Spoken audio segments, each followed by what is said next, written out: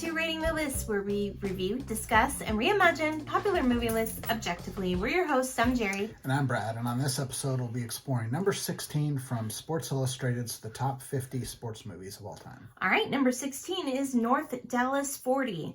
Released in 1979, directed by Ted Kotcheff, starring Nick Nolte and Charles Durning. A satirical look at professional football seen through the life of individualistic receiver Philip Elliott, who clashes with his hardline coaches and his own desire to keep pumping his body full of PEDs and painkillers just to make it on the field. This is a really disjointed film. Mm-hmm. It's weird.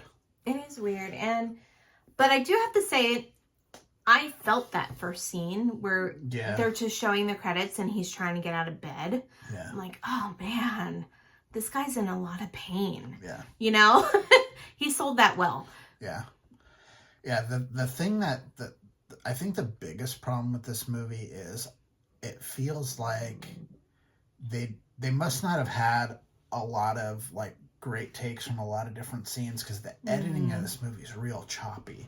It is really choppy. Like the way that they get to that last scene is really, really strange to me.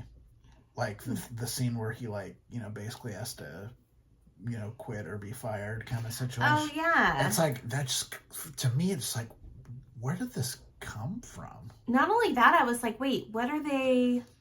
I was a little confused as to what they were getting him for. Yeah.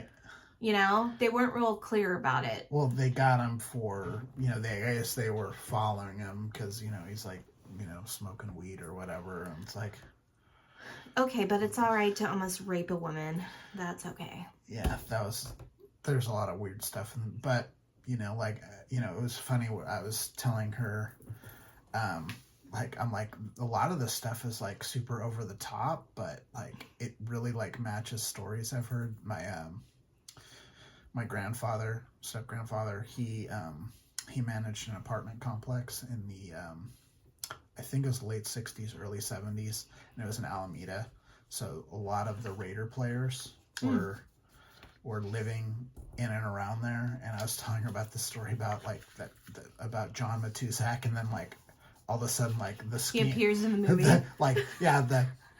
They pan, I'm like, speaking of, that's John Matuszak right there. She's like, well, I'm like, that's him right there. Yeah. So, like, a lot of this nutty stuff that you see and stuff like this, like, when we were, when we did the stuff with the episode of Any Given Sunday, where there's the character that basically cuts the car in half. Yeah. Like, Hacksaw Jim Reynolds actually did that. Yeah. But with an actual hacksaw, like he sawed a car in half with a hacksaw.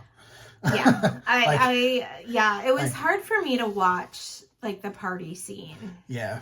I am like, just, and granted, it's probably very close to the truth. Mm-hmm.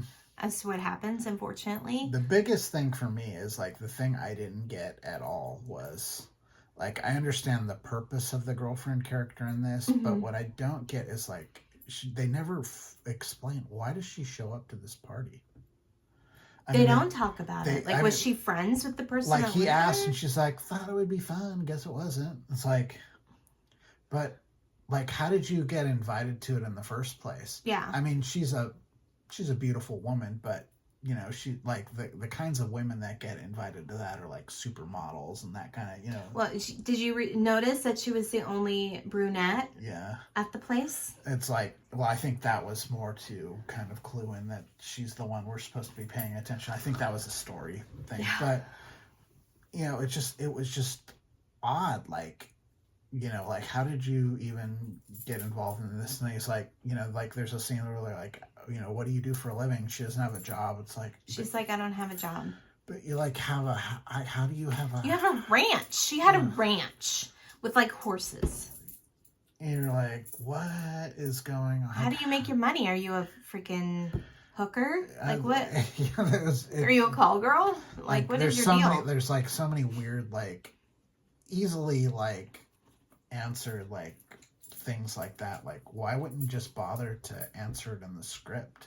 It's a pretty simple thing to say. Well, to me, it's like, in my opinion, they didn't think anybody would care. Probably true.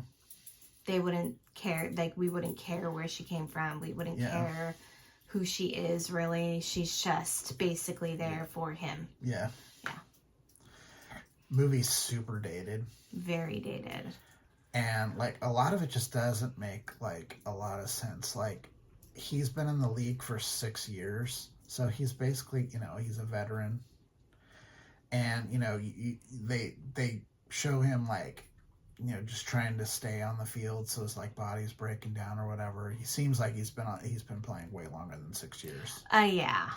But then it's like he doesn't act like a professional, like in any kind of sense of the word. They're drinking beer before practice. Well, I mean that kind of stuff happened, but like the kind of impression I've always gotten from those kinds of athletes is when it's time to play, they turn it on. Yeah. Like they switch on. They are professional on the field, and you know when it's in between the lines, they're 100%. Mm-hmm. When they're at practice, they're 100%. It's the other stuff. It's like that's where the excess is, the party and that stuff. And they make it sound like this guy, you know, like a lot of these players are just clowns. It's like. Well, and then the quarterback, right, who's his good friend, right, is basically like, yeah, party, like different chick every night, like has all these stories. And then we're supposed to believe like he's in the spa, in the sauna with Nick Nolte's character. And he's like, I've never been in a loving relationship. It's like, why would I feel bad for you?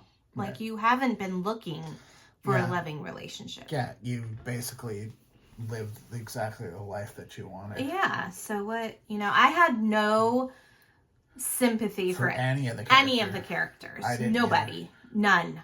Like, you know, if Nick Nolte wants to go out there and play a game and be broken down and destroy his body, that's his business. Yeah. So it's like, I'm not going to feel bad about it. They didn't really give you any reason to root for anyone.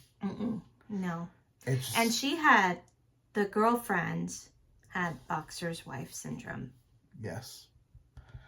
But even worse than that is she had it like going in knowing that this is what he did. Like it wasn't like one of these situations where she like didn't know what she was getting into. Yeah. Like a guy comes to your house, you just met. Yeah. He comes into your house and he's like, you got anything to drink? And you're like, yeah, I have some milk or something. So she pours him a glass of milk and he falls asleep on her couch. Yeah. Weird. Well, that was and then they're in a relationship. Yeah, and then like 2 scenes later they're like dating. You're like, where did this come from? There's no lead up to there's like no follow up to them like. Yeah, nothing. It's just weird. Like she met him at the party. Like, yeah, he, you know, saved her from being raped. Okay.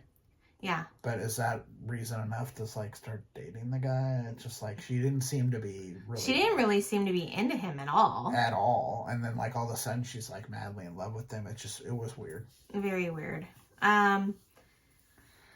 Some of the issues with the other players were kind of interesting. Like the one guy who like basically swept the leg in the last in the championship game. I can't remember his name. It was like Billy Bob or something. Yeah. They took the one guy out. He took the one guy out because they said, you got to do something. You're not doing anything. You got to do something. Well, him and the other guy took him out, yeah. Yeah. That was kind of interesting because he was just kind of an asshole. He was a horrible dude. Yeah. And he was the guy that almost raped the woman. Yeah, and the one guy who refused to take any sort of needles and ended up doing it and ruined his career. Got hurt anyway. Yeah. So in a different way. Yeah. But it was all these like little snippets, but there was no cohesiveness to it. I agree, yeah. Yeah. And they didn't, that it, you know, it's a satirical take, but at times it doesn't really come across that way. Yeah, it doesn't at all to me. Yeah. It doesn't feel satirical at all. Yeah. It's just a weirdly disjointed film. I think this is a movie that if they really wanted to, they could remake. And, and didn't do it better. Yeah, for sure. I think so too. Even if like you went back and like did it like, you know, as a period piece, Mm-hmm. you know, do it in the late 70s or whatever. Yeah. Mid to late 70s and do that take of it, you could still do it better. Yeah, for sure. But yeah, I just wasn't into it. I didn't care for it that much either. Yeah. I gave it a 60. Jared gave it a 61. So let's score 60 and a half. All right. Let us know if you've seen this movie and what your farts. Is that like a thought and a fart at the same time? It's a brain fart. It's a fart. Please leave us your comments. And if you'd like to contact us directly, please do so at ratingthelist@gmail.com. I think that's it for now. I'm Jerry. I'm Brad. And we're Rating the List. We'll see you next time. Bye. Bye.